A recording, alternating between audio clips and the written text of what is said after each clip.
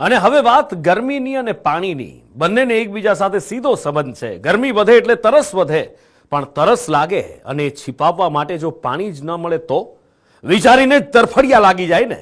બસ આવી જ રીતે ગુજરાતના કેટલાક ગામડાઓ પાણી માટે આજે પણ તરફડિયા મારી રહ્યા છે. મહિલાઓને માથે બેડા મૂકી કિલોમીટરો સુધીનો રઝળપાટ કરવો પડે છે.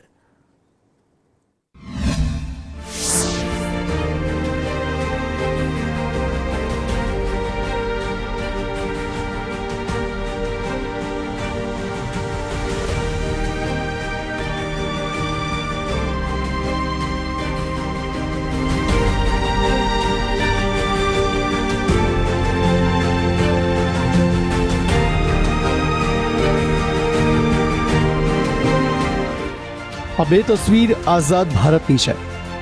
આઝાદીના દાયકાઓ બાદ પણ અહીં વિકાસનો સૂરજ ઉગ્યો નથી. એક દ્રશ્યો છે છોટાઉદેપુરના તુરખેડા ગામના, તો બીજા દ્રશ્યો છે મોરબીના વવાણિયા ગામના, જ્યાં ઉનાળાની કાળઝાળ ગરમીમાં લોકો પાણી માટે તરફડિયા મારી રહ્યા છે. સૌથી પહેલા વાત છોટાઉદેપુરના તુરખેડાની, જે ગુજરાત, મધ્યપ્રદેશ અને મહારાષ્ટ્ર રાજ્યની ત્રિભેટે આવેલું ગામ છે.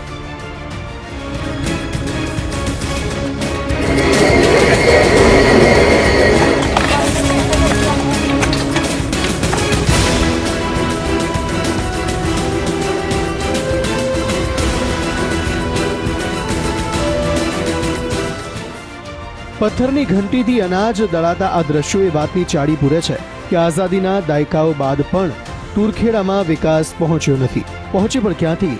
જ્યાં હજી રસ્તો નથી પહોંચ્યો ત્યાં વિકાસ ક્યાંથી પહોંચવાનો?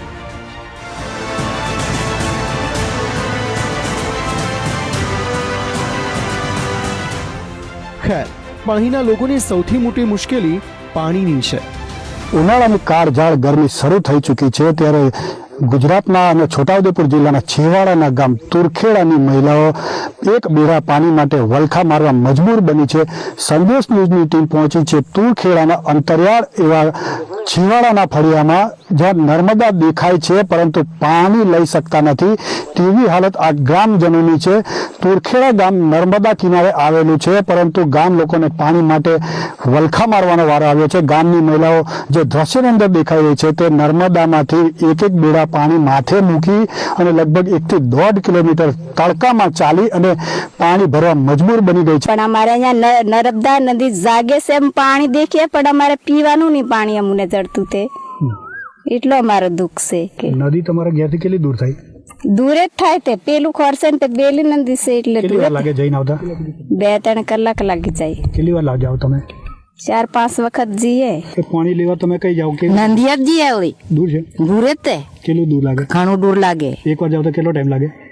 2-4 કલાક હોઈ જાય. ઓલી આવતે છેડું ખણું એટલે દિવસમાં કેટલી વાર પાણી ભરો? પાણી દિવસમાં 2-4 આટા ભરવું પડે. અમારા ઢોરાને આલું પડે એટલે 2 આટા 4-5 આટા પર જવું પડે.